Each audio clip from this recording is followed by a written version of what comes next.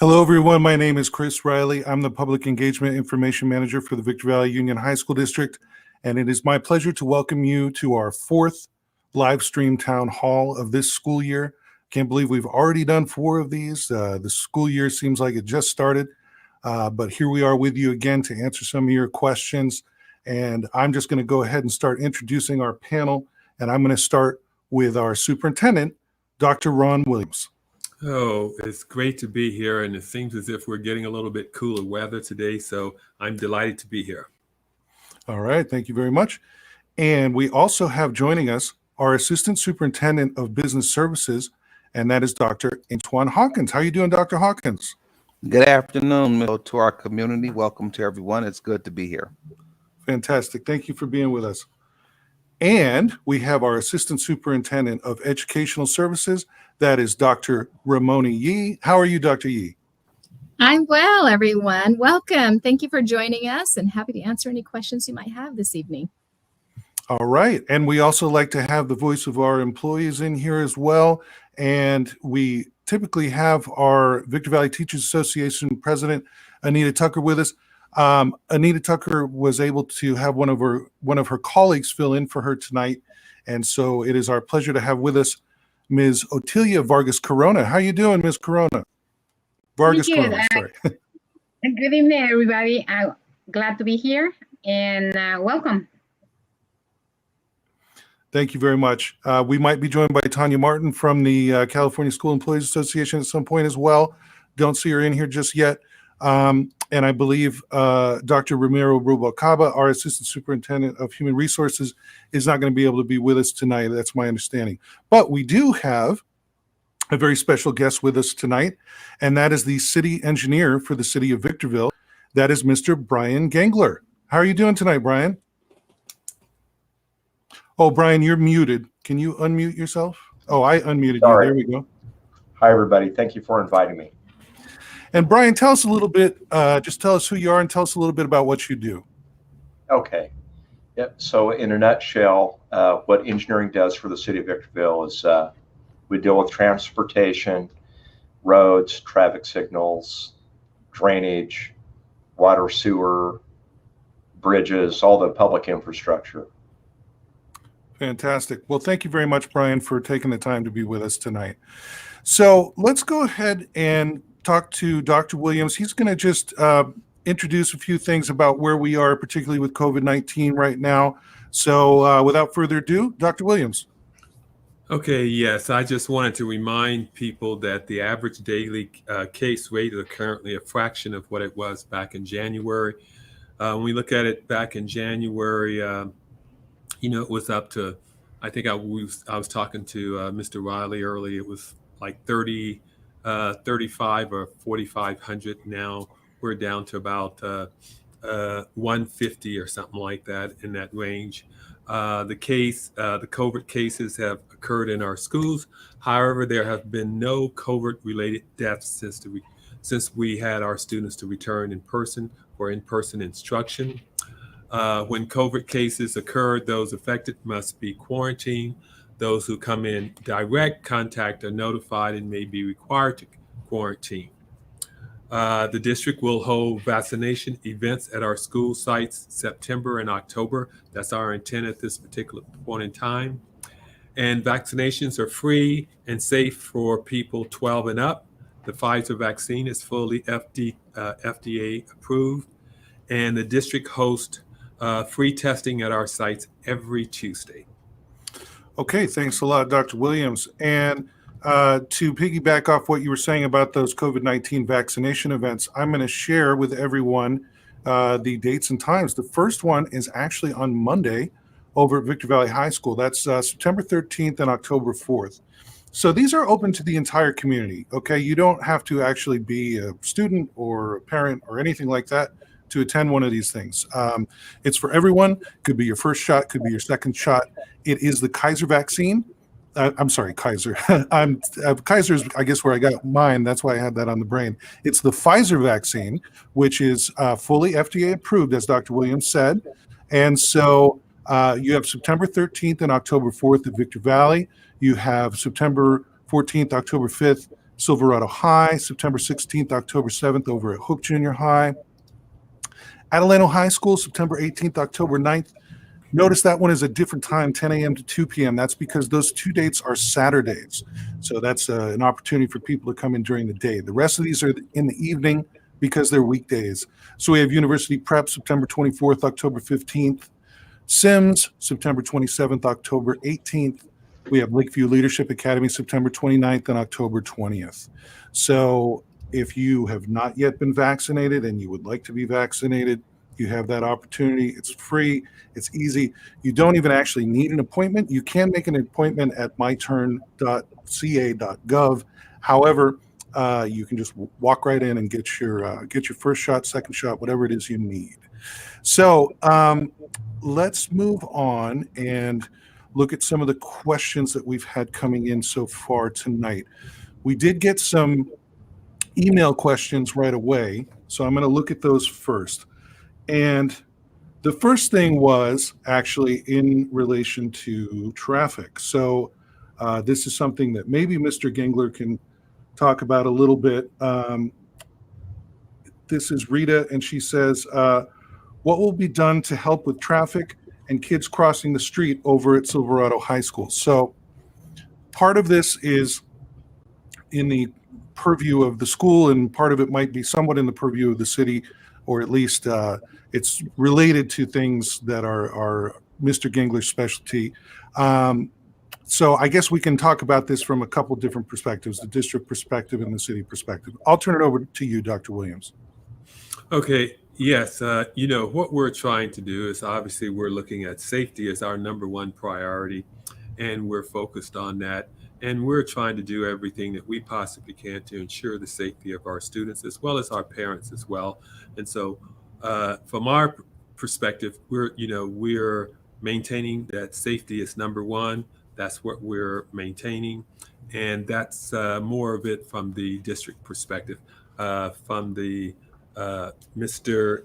Brian, is it Gengler, the city employee, if he would like to share, he's more than welcome to share. I can certainly share some general information. So what we have done and are continuing to do is we'll meet with the school district staff. We'll look at the drop off, the pickup circulation, and we try to work with them. They may have some ideas, we may have some ideas to improve the circulation of the cars driving in and out and the people trying to walk. It's no surprise to everyone that there's a lot of congestion around schools at drop up and pickup time. That's just the reality of it. So the best we can do is work with the school, and of course they're the ones in charge of anything.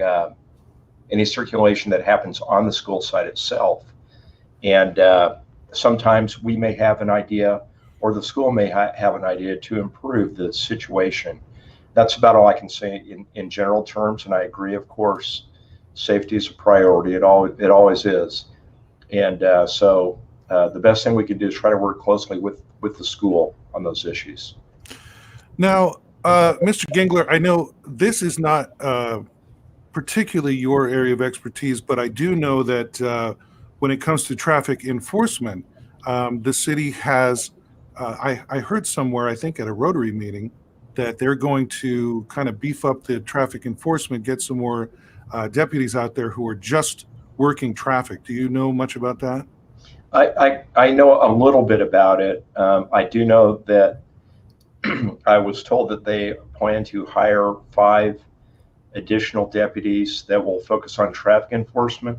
What I don't know is the exact timing of when those deputies will be available and they'll be assigned to that. We contract with the Sheriff's Department, so they're basically our police force here in Victorville, and we work closely with them. So eventually those additional deputies will be available. I just don't know exactly when. Right, and I had heard that, and I think that's good news. And I did hear from the Silverado principal that I believe the police chief told her that they're going to be aware of whatever issues there might be with regards to traffic outside those schools. And I had a question, Mr. Gengler, about Palmdale Road.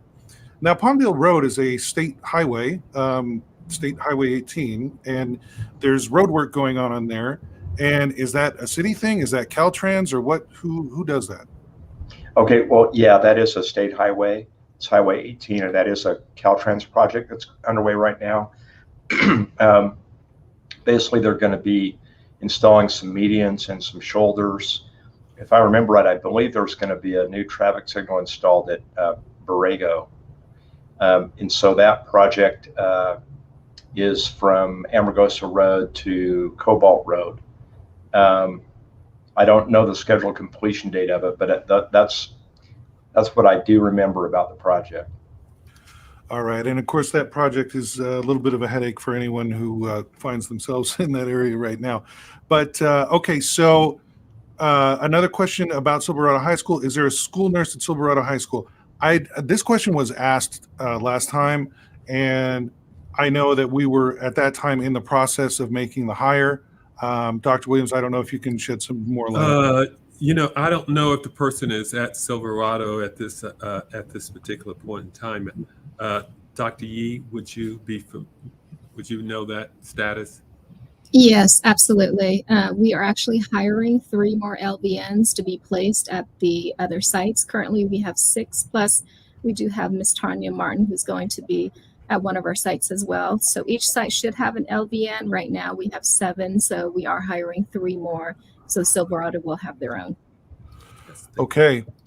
And the next question, well, it's kind of more of a comment, but it just talks about adults and kids being kind of sensitive about there being a COVID case in one of our schools. And basically the commenter says that, adults need to be more compassionate and respectful and mindful when it comes to our children. And that also the kids need to be careful with if someone is out with COVID. I guess what's happening is sometimes there's these rumors that someone was out and then they're back and they say, oh, I thought you passed away, or, it's horrible things out there that, are going around sometimes when someone is infected with COVID.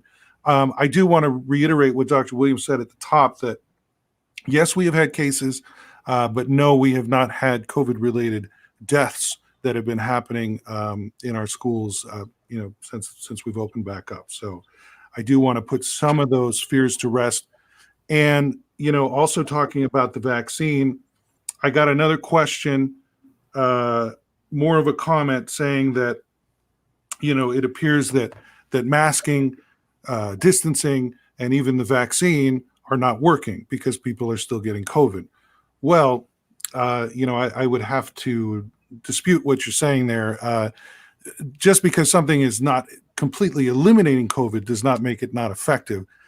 There has been a lot of research coming out about the vaccine, and that I just saw something today that said that while people are sometimes getting COVID when they've had the vaccine, it greatly reduces the possibility of a severe case resulting in death. So that's something that you need to know, that of those COVID deaths that are happening, the vast majority of those people were unvaccinated. So that's just a point I wanted to make about that. So now we're going to go over to the comments that we're getting in the live, and we've got 26 of them already. So I'm going to let Richard Gonzalez, who's helping us behind the scenes, pop one of those questions on there. Okay. Unpredictable. I don't feel comfortable sending my child to school getting emails saying kids got COVID and she has an underlying condition already. Okay, well, there's a couple things we can say. There is an online option, Victor Valley Virtual Academy, and you are getting these emails, yes, because that's part of our process. Dr. Williams, would you like to talk a little bit more about that? Yes, I would definitely encourage unpredictable to consider sending your child to school, because although we have a virtual school, if she doesn't want her child attending a regular school, is more than happy to attend a virtual school.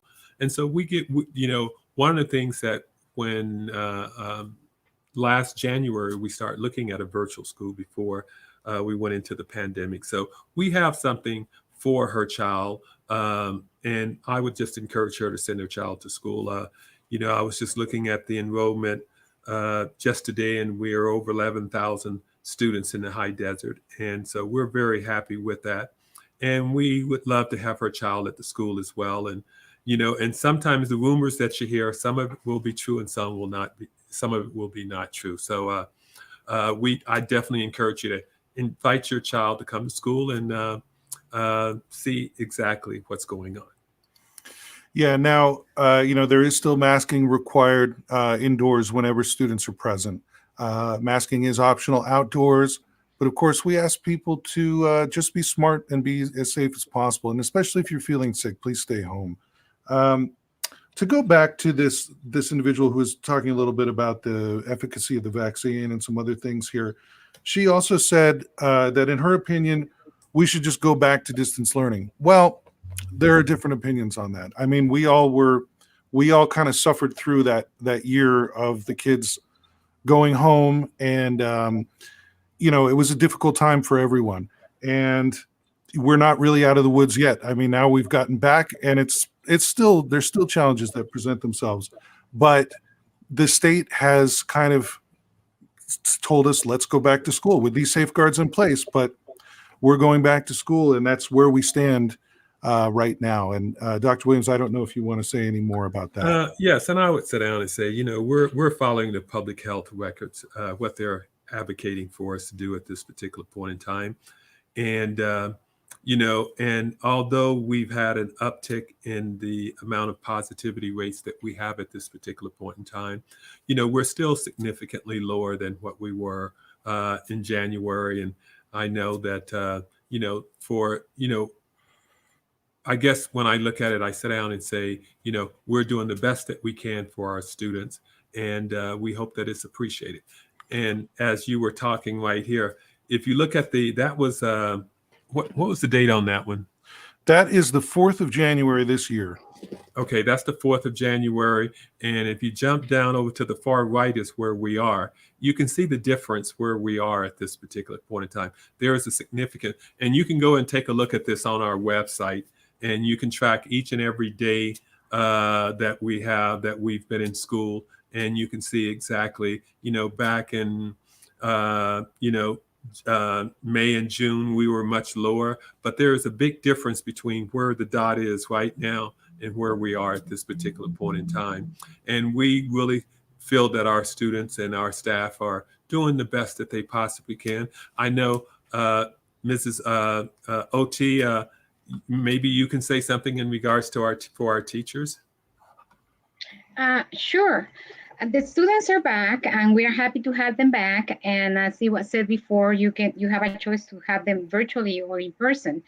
And if I may, I would like to address that when the students come back, when they've been out because of being exposed or whatever, I don't think that we have any issues with them coming back. They just incorporate themselves, and they are all happy to be there.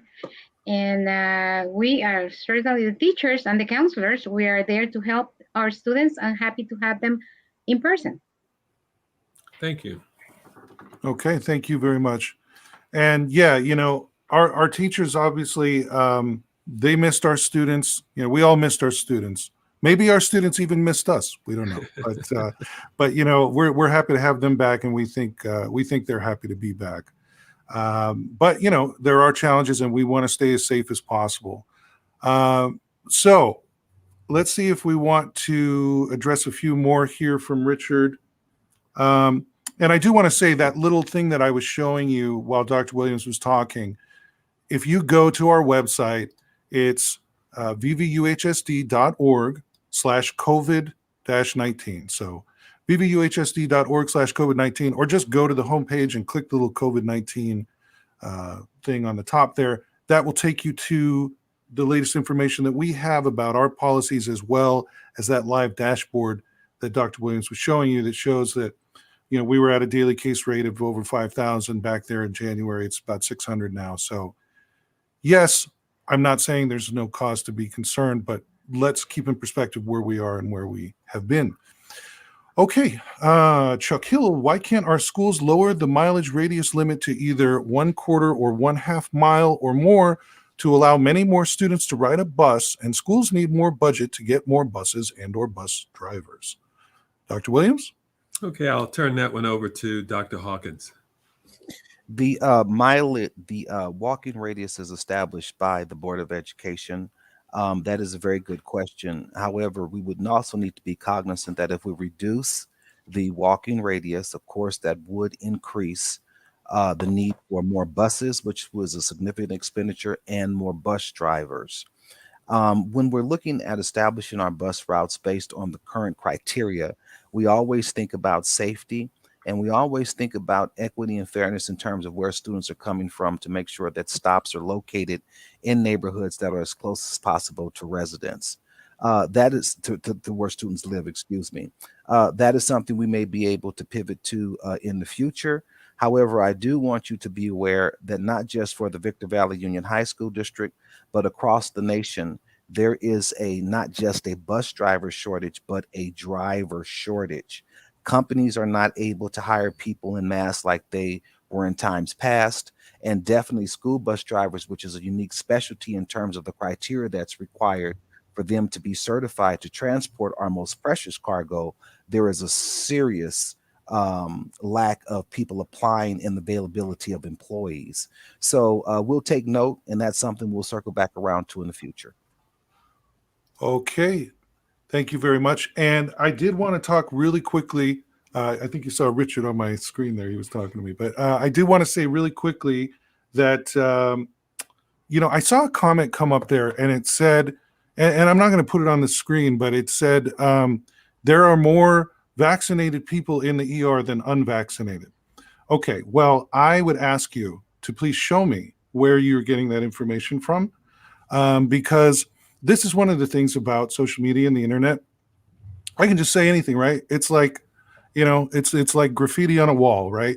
I can just write it out there and I can put it out there and I don't necessarily have anything to back it up. I can just say it. And, and I'm not saying that you're saying that in bad faith, but I would just ask you, where did you hear that from? Where did you hear that from? So, okay. Richard, do we have anything else we want to put up there? Okay. Lorena Santillan, will the district consider a water filling station on school campuses for the students? Dr. Williams. Well, I'll turn that one over to, I don't know, Dr. Hawkins or Dr. Yee. I can answer that, Dr. Williams. Thank you for your question. Our Director of Facilities, Maintenance, and Operations, Mr. Jurgensen, I've already been in discussions with him regarding the filling stations. We want to go as touchless as possible, as soon as possible. We're going to start scaling that up for deployment once we see in terms of how many units we need and how quickly we can purchase them. We are intending to use resources that have been allocated by the federal government, ESSER funds, that help with these types of expenditures to make sure that that happens very soon. So that's something that you will see, or your students will tell you in the future, that they have those touchless stations coming on board. And we're looking to do that as expeditiously as possible. I think you're mute.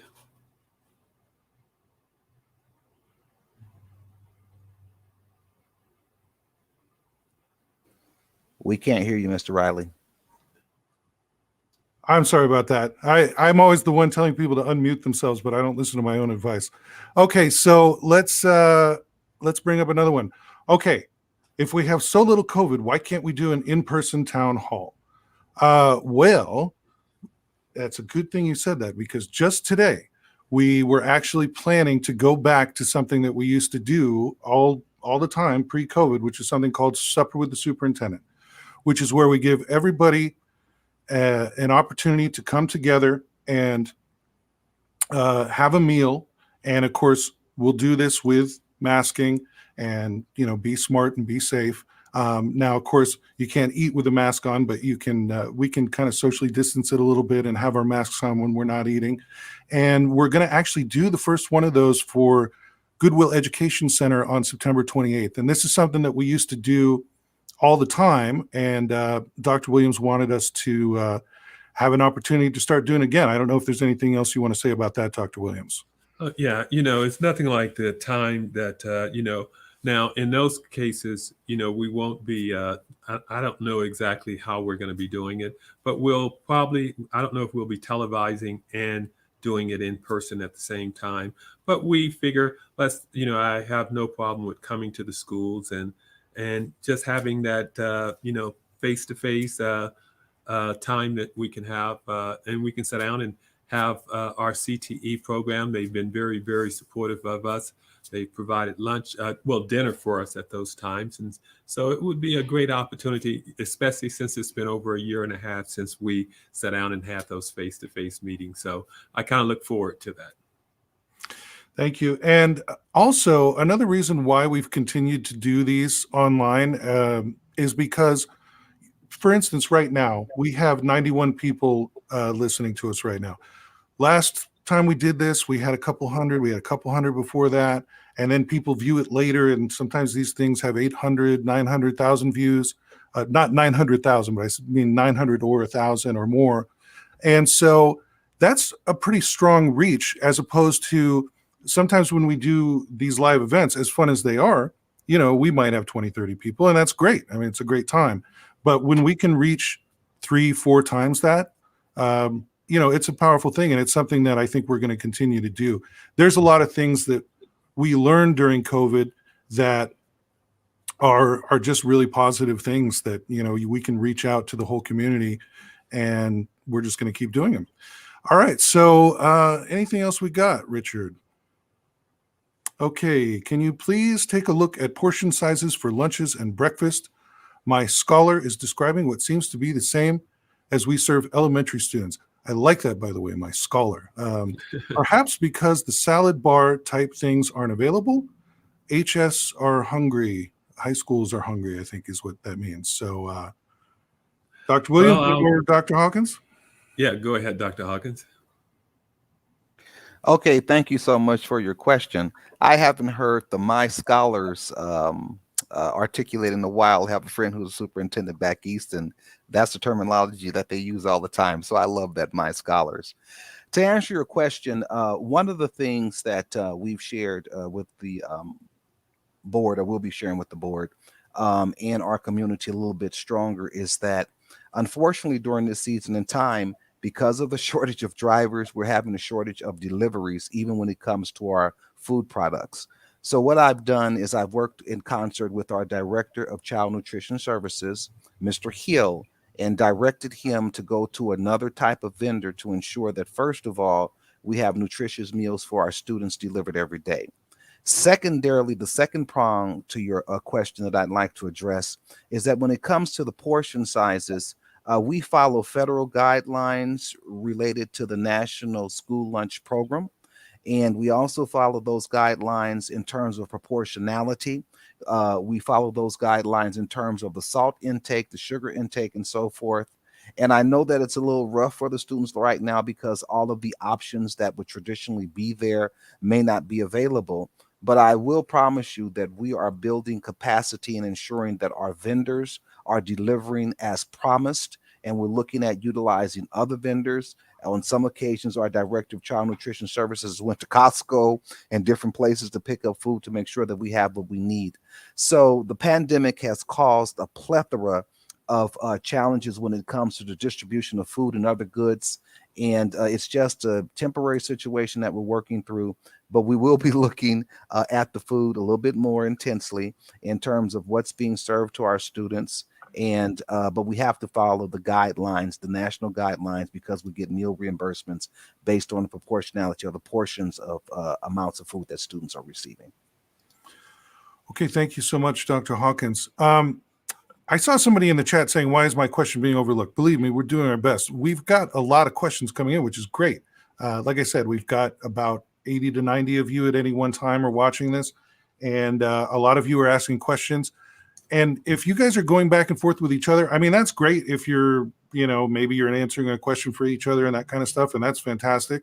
If it's just kind of like bickering back and forth, like the less of that we can do, the better, because then we can actually see the real questions and address those. So Okay, Janetta Williams says, please answer, why is it okay for teachers to remove their masks during class if they expect our children to wear them at all times? Well, it is not okay. And I don't know who exactly you're referring to, but I'm just going to turn that over to Dr. Williams. Well, yeah, our teachers, if you want to give us specifically who you're referring to, that's a different situation. But our teachers have been directed through Dr. Rubacaba, who's not here this evening, that, when students are in class, that the mask should be worn. And so if you want to give us a specific person, we'll look into it, and we will look and see exactly what we can do. But I know that all of our teachers have been instructed. Our teachers, counselors, administrators have been instructed to wear their masks when students are in class. I don't know, OT, would you like to add anything to that? Yes, certainly. We are not instructed, Dr. Williams. We're mandated to wear masks if as one student is present. The only time that we can remove it, if we feel comfortable, is when there are only adults in the place that we're at. But I would like the person who put that question in there to please provide with a name so it can be investigated, and then it can be dealt with. Yes, thank you. Okay. Okay, Jody Ann Nagy, do students need to sign up for the vaccine clinic on 9/27 at Sims? No, you don't have to sign up ahead of time, although you can. Where you sign up for these events or any vaccination is myturn.ca.gov. You do not need an appointment. You can do a walk-in. And I do want to just, I got these emails coming in, so I do want to just talk about these a little bit. This individual received an email that a student tested positive at Adelanto High School and concerned about it because my two boys are still going to school, and the email was from last week. Well, yes, we said at the top, I mean, we've had some COVID cases. We are doing contact tracing, so we are directly calling people who had a direct contact and who may need to quarantine. The email could just be like, there was a case there. It doesn't mean that your students came directly in contact. So I'm not trying to minimize the seriousness of anything, but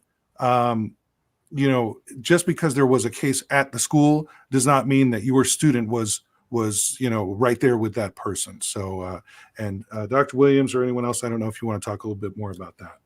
Yeah, whenever, especially when we're looking at contact tracing, we're looking at the students we're looking at 6 periods or 7 periods, and we're looking at the student in front of them, behind them, to the left and to the right. So it's you could have been contacted in regards to your child could have been contacted, or you could have been contacted in regards to the contact tracing. But I would kind of handle that lightly at this particular point in time. With the ideal that, our contact tracing, our teachers, I mean, that's a major undertaking to do contact tracing. And so I want to commend our teachers and our administrators for the outstanding job that they're doing regarding contact tracing. Okay, thank you, Dr. Williams. And I'm just going to get through these 3 questions that this same person asked. Kuroi Suki. Thank you, Mr. and Mrs. Suki. So they're saying there's no vending machines at Adelanto High School. Will there be any in the future? This might be a Dr. Hawkins thing, but Dr. Williams? Oh, I'll sit down and say Dr. Hawkins, Dr. Yee. I don't know which one would like to take that one on. I'm not sure of the answer. Dr. Yee, you want me to take it on? Yes, please. Thank you. Okay. Actually, vending machines, a few years ago, particularly when one of our former presidents, one of the first ladies, had a national program regarding students being healthy, eating healthy, taking the sugar and so forth out.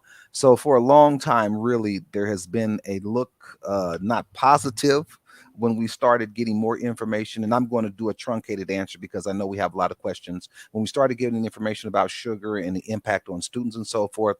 So really, the vending machine piece with the soda pops and all of that, That doesn't necessarily fly.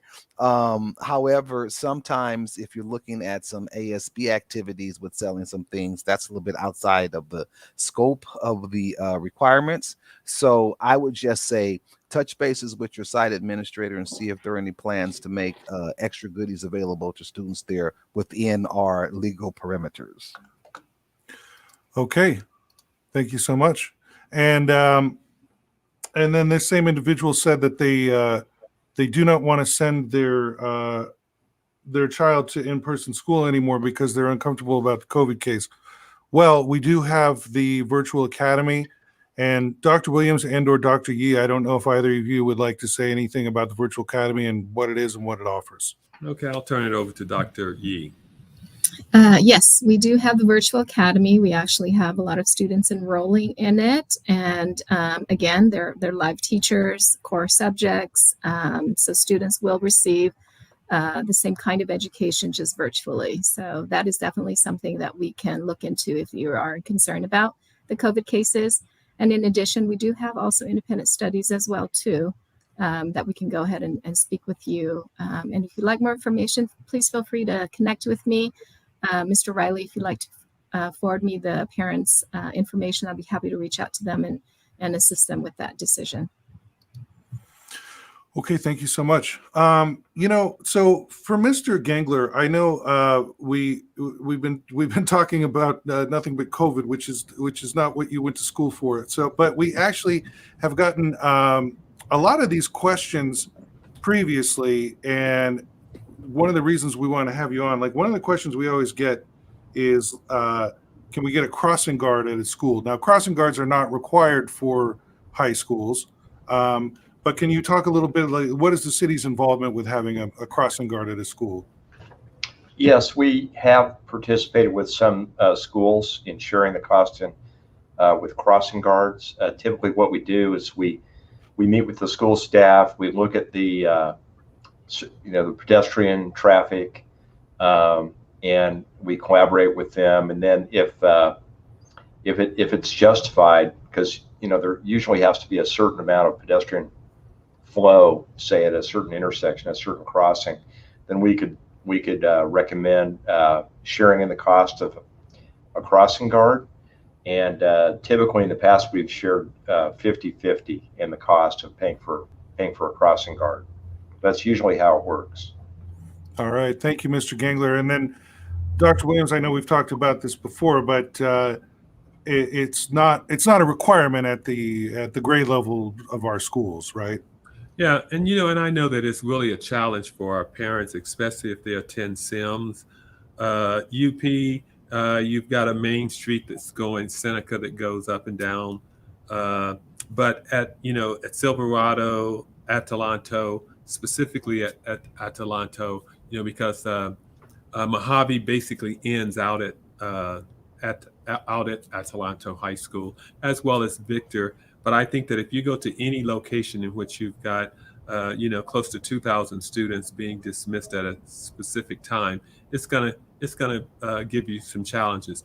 And I know that at UP and Sims, you've got 1,000 students, but you've got either on Seneca, I think it's Topaz that's over there at Sims, you're going to have traffic. And so, we understand, and I know that we're looking at some traffic patterns at Sims to see what adjustments we can make there.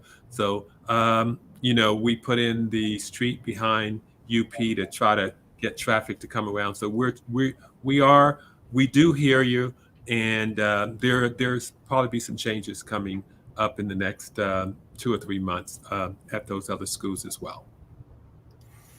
Okay, and so I said that Kuroi Suki, I was not sure if that was Mr. or Mrs. She wrote me back. She said, just to be clear, Kuroi is black color in Japanese and Suki is moon. So it means black moon. And she is a Mrs. Jimenez. And she says, thank you for answering my questions. Well, you're welcome, Mrs. Jimenez. Okay, so let's see what else we have from Richard here. Isn't the money we pay in taxes for the schools to provide these certain necessities, such as crossing guards? Dr. Williams? Well, Well, when it comes to crossing guards, that's something that you basically have at the elementary schools. You don't have, we've got many high schools up here. You don't hardly see crossing guards at. Now we have unique situations at our schools. We're looking at that. I know over at UP they've got the light that blinks turns on when the kids are walking across the street. Out at Atalanta, there is no lights after you get past the 395. Over at Lakeview, we've got traffic going in both sides there in the country club. And at Victor High School, there's a light that's right down at the 6th Street, 6th and Mojave. So we're looking at some situations to see what we can do. And we will keep you apprised of as we do them. Thank you. Okay, thank you. And okay, Tamika Williams, should the schools be closed on Wednesday so cleaning can take place on the campus? Well, Dr. Hawkins. Well, thank you so much for your question. We actually have cleaning taking place on the campus each and every day. We have a custodial staff that works feverishly to make sure that our facilities are safe and clean for your students, which are our students and our staff. All right. Thank you so much. And let's see what else we've got here. Okay, and I guess, okay, there's somebody saying that, okay, is there a compliance officer to ensure that school staff is following rules? And I'll go ahead and take that one. No, we do not have a compliance officer, although Dr. Rubakaba is communicating and going out and visiting the schools daily to make sure that compliance is is occurring. Yeah, and I do want to say, because this came up earlier about a teacher supposedly removing their mask, and we talked about this a little bit at the last board meeting, actually, because we were talking, the cabinet was talking, and somebody was talking about compliance, and right at that moment his mask was right here because he had just kind of forgotten, and then he's realized and pulled it back up. Sometimes, I mean, we are human beings, right? So sometimes something's going to happen where it's down for a moment and it comes back up. Things like that will happen. Sometimes we need to be reminded. But I would like to say that our teachers are very concerned about the safety of our kids. We have great staff, we have great teachers, and they are doing their best. And they're concerned too. I mean, they're parents just like you, and they're concerned for their own safety as well. So there may be some incidents here or there where things are happening. If someone thinks that maybe their child's teacher was non-compliant or something like that, or they just have some concern, is there some process this parent could go through? Where should they start? Well, depending upon what the situation is, go to the site, go to the site administrators and report your concern, and start at the sites, and then you could work your way up to either the assistant superintendent of ed services or the assistant superintendent of personnel. But I would start at the site. Okay. Thank you. And Dr. Yee, did you have anything to say about that? No, just that I concur. Always kind of work with your site. You work with your site administrator. They are very closest to the situation. They can assist you. And then, of course, we're always here if you need us as well. Okay, thank you, Dr. Yee. Okay.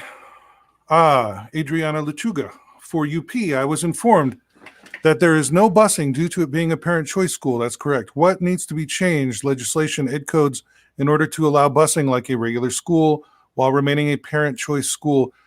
Parents outside the busing area could choose to attend knowing busing is only allowed in a certain area.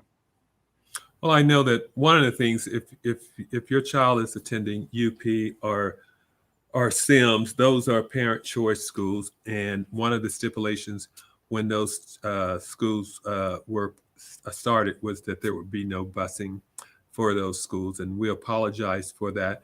But that's one of the guidelines of that school. Well, each one of those schools, to be honest with you. And so those schools, there is no busing involved. If you would like your child to attend the school, one of the stipulations that you have to agree is that you will provide the transportation. Okay, thank you. And there's one thing I'm just gonna click on it myself here, Richard. This is something that maybe Mr. Gengler can talk about, but this individual says at Hook coming from the east, there's a 50-mile-per-hour sign right in front of the school. I don't know if that's true, but do you know anything about that, Brian? Yes, thanks. I can answer that question. So the way we set speed limits in the city is it's governed by the California Vehicle Code. So basically what we have to do is we actually measure the speeds of the vehicles on the road.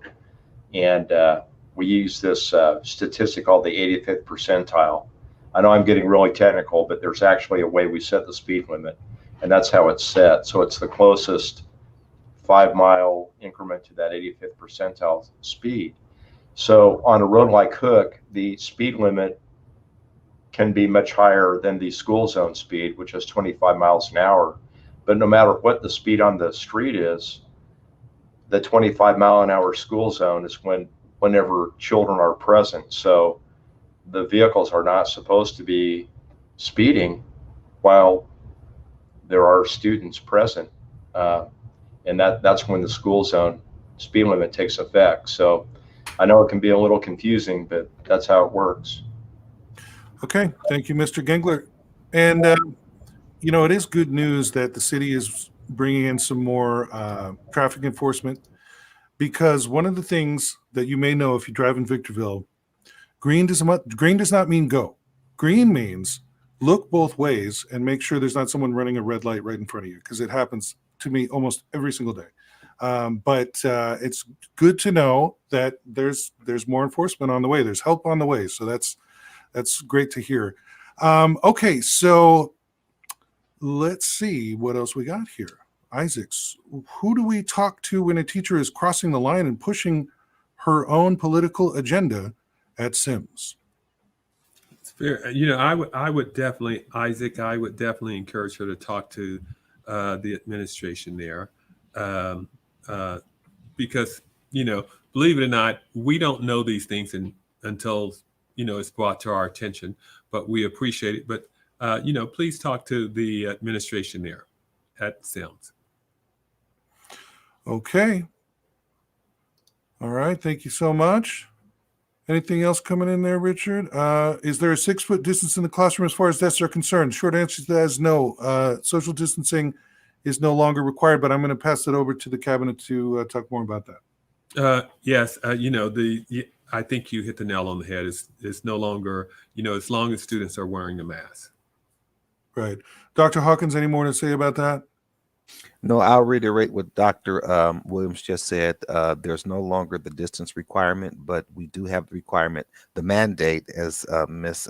Vargas Carona articulated earlier, that everyone be masked up in the classroom, including our staff. Okay. Thank you so much. All right. Let's see what else we got here. Okay. So Richard is saying that a lot of this is either like, conversations back and forth or questions that have already been asked.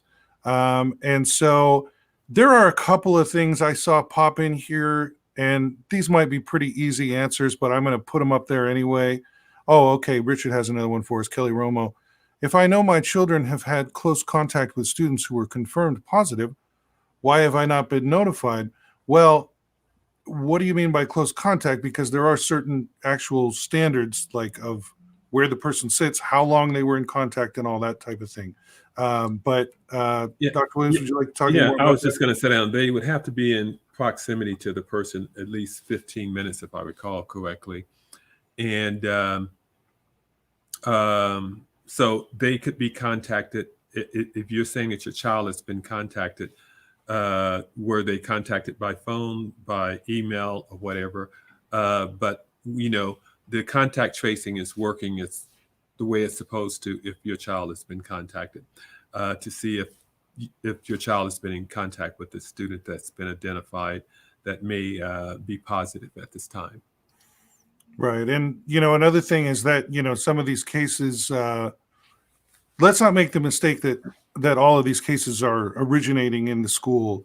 Quite often that's not the case. The individual caught the disease outside of the school. We're trying to contain the spread, obviously do the contact tracing, notify parents. But, it's not necessarily something that originated in the school. And then, okay, Maggie Hidalgo, my child is enjoying being back at school. Thanks for all the teachers and staff at University Preparatory School. Thanks for keeping the schools open. Okay, what do you know? A positive comment. That's always good to see. And so there were a couple other things, though, about releasing children. So this is Janetta said this: release children at certain times by grade to decrease traffic. El Padilla said, how about it, release freshmen and sophomore earlier and juniors and seniors later to help with traffic congestion? Just a thought. I mean, would that work? Let's pass that over to the cabinet. Well, I'll tell you, that's a good point. We hadn't thought about that. And you're the first individuals to bring it before us. And so we will have discussions in regards to it. And, we have so many instructional minutes that we have to be in class each day. And so that's something that we'll look at. And, we have a contract that we have to abide by as well. And so, but we will look at it. Yeah. And I'm sure there's going to be cost issues. And then there's, like, as Dr. Williams said, the instructional minutes and just the logistical things of the buses. And as they say, a lot of ins, a lot of outs, a lot of what have you. So Dr. Hawkins, do you have anything to say about that? No, I'll just, I think that you hit on some salient points, particularly whenever you're looking at, and I've been in districts where we've tried to implement what we call staggered start times for a school, and it can become very challenging logistically, particularly for schools that have high amounts of students who are transported. That's why you normally go to just one start time for the entire school. But as Dr. Williams, our superintendent, has articulated, there's nothing that we can't put on the table to discuss later to see if we can come back with some type of answer or solution.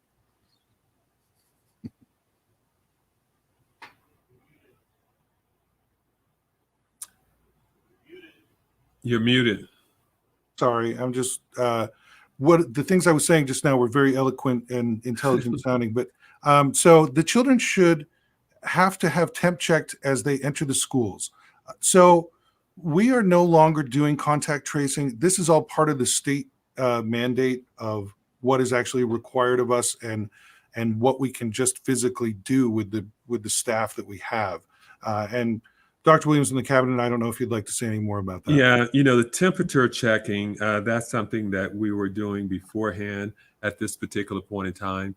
Our guidelines are that the staff will have a face covering, and so will students during class time. And so that's what we're abiding by at this particular point in time. If you would have came to our district, if you came to our district 2 months earlier, you would have been checking your temperature as well. Okay. Follow-up question to no busing at UP. Just so I'm clear, there is nothing that can be done to amend the current no busing rule. Well, no, there's not anything that you can do. It's just that understanding that UP and SIM, those students, those two schools were instituted with a no busing provided to students, and I'm just advising you of that. Okay.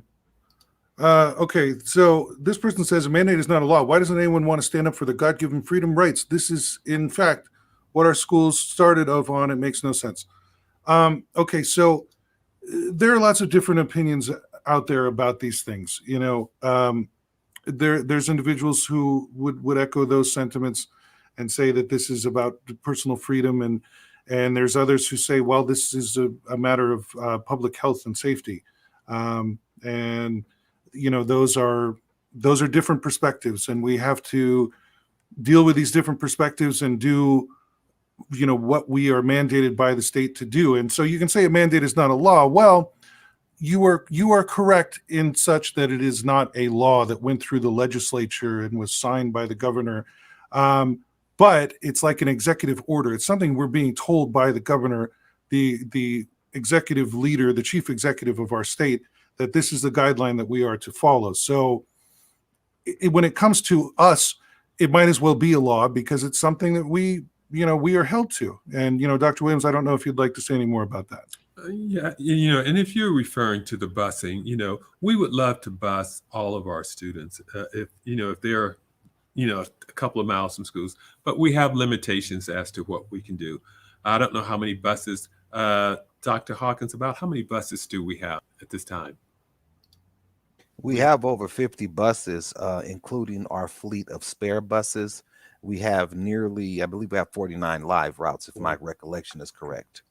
Yeah, we have 49 buses, and if you've been by the bus storage area there, we are. It's really a challenge that we're having with our busing at this particular time, and making sure that we have bus drivers to be able to handle in case if people are absent or whatever it may be. But not only that, our security staff, I'm not sure exactly what's happening, but it's a challenge for us to get substitutes for many positions in our district at this particular time, and so we're looking at that to see how we can better serve our community. Okay, if your child is possible exposed and is sent home on a 10-day quarantine, can they attend class via Google Classroom and receive live class instruction? Dr. Yee, I think this might be right up your alley, but and I don't know if Dr. Williams would like to say anything. Go about ahead, it. Dr. Yee. At this time, no, we don't have that capability. We are asking that our teachers work with their administrators and put the student on a short-term independent studies for those 10 days so that they don't fall behind in their school. So no, at this time, students will not be able to attend virtually when they're out. Right, and someone here in the comments was saying that their comment about the mandate was about the masking and those type of things. And we have certain we do have certain mandates with the masking. To be honest, there are not very stringent mandates put upon us at this point by the state. We have people who say, "Why aren't we doing this? Why aren't we doing that?" Because things like symptom screening and masking outdoors and social distancing are no longer mandated. Masking while students are present in the class is mandated. We are following the guidelines that are put down by the state, our superintendent of schools, and that's where we're at right now. So some people are not happy that we are following these mandates, and others are saying, "Why aren't you doing even more?" We have these different opinions and these different perspectives that we are trying to deal with all the time. And I think I said last time, we can't keep everyone happy, but we're trying to do our best for the kids every day. Okay, Richard, anything else? Okay, so we are at 58 minutes, and that would give us just enough time for everyone to say a quick little message, and then I'm going to play a little video to take us out. But I'll start off with you, Dr. Williams. We want to thank everyone for attending. We really appreciate this time, having the conversation with you, addressing the questions that you may have, answering the questions that you have. And we will continue this and as time goes on. And we thank you so very much for attending. Okay, and Dr. Hawkins. Dr. Hawkins, you're muted. Is there anything now my mute was stuck. Well, again, thank you for all of your questions. To reiterate and just to piggyback on what the superintendent just shared, we're honored to be able to share with you some of the processes that we have in place to make sure that your students are safe. And I look forward to the next meeting. Okay, thank you. Dr. Ramona Yee. Thank you, Mr. Riley. Just again, appreciation for those of you who were able to attend this evening's town hall, and we are always going to be here to support you in whatever it is that you need. So please do not hesitate to reach out to us. And again, thank you for being here this evening. Okay, and Ms. Otilia Vargas Corona. And Thank you. On behalf of counselors and teachers, please keep the communication channels open. Have a great evening. thank you. And, thank you to all of our teachers, classified employees, and managers for what they do every day. And our guest of honor, Mr. Brian Gengler, thank you for joining us. Anything you'd like to say? No, I'd just like to thank you for inviting me. And if there are more questions that deal with the city, such as traffic and so forth, then people can always call or email us. We'd be happy to answer their questions. All right. Thank you so much, Mr. Gengler. And so that's going to do it for us. I am going to play a little video about safety just to take us to the end here. But all of our panelists can go ahead and log off if you like. We will try to come back no more than 2 weeks from now and answer your questions again. We did have just about 100 at any one time watching us tonight, so that's still a great turnout, and we'd like to welcome you back again. So, Richard just told me, don't forget about Supper with the Superintendent. We're going to do that in person September 28th. What time is that, Richard? 6 to 7:30 over at Goodwill Education Center. The whole community is welcome to that. You don't just have to be a Goodwill parent. So we're going to do that in person. We're going to see how it goes. So thanks a lot, everybody. Have a good night.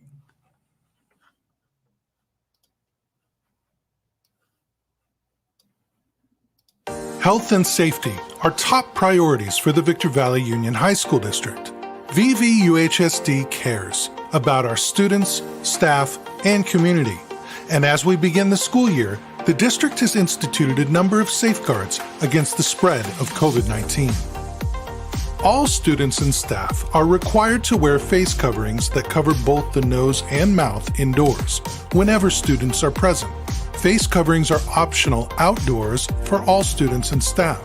The state of California has recently mandated that all school staff must either get a COVID-19 vaccination or get tested weekly for COVID-19. For vaccinated staff members, masks are optional at our facilities when students are not present, but masks must be worn indoors in the presence of students, regardless of vaccination status. Symptom screening is no longer required to enter our school sites. However, we ask that students and staff stay home if they are feeling sick or exhibiting symptoms such as fever, cough, sore throat, shortness of breath, or other symptoms which may be associated with COVID-19. We also ask that students and staff do their part by wearing face coverings properly, washing or sanitizing hands regularly, and keeping work surfaces as clean as possible. COVID-19 vaccination is not required for students to attend school. However, the vaccine is available for free to all community members age 12 and up. The district will host 14 free vaccination events at our school sites in September and October. We will share the times and dates of these events with the community when the information becomes available. The district has also instituted Testing Tuesdays, free COVID testing available for all students and staff every Tuesday at our school sites. This testing is for asymptomatic individuals who are not feeling sick. Surfaces are being sanitized regularly at our school sites, and our facilities feature robust air filtration systems. An abundance of hand sanitizer, masks, and other safety equipment are available at every facility in the district. In the event of a COVID-19 case at one of our schools, administrators will contact parents and guardians whose students came in direct contact with the affected person using a thorough contact tracing method developed by the district. Individuals who test positive for COVID-19 will be quarantined before returning to school or work. Those who came in direct contact with the affected person may be quarantined, depending on vaccination status and the presence of symptoms. We appreciate your cooperation and support as we strive to keep all students and staff safe while having a productive, fulfilling, and fun school year. Thank you. Thanks, everybody. Good night.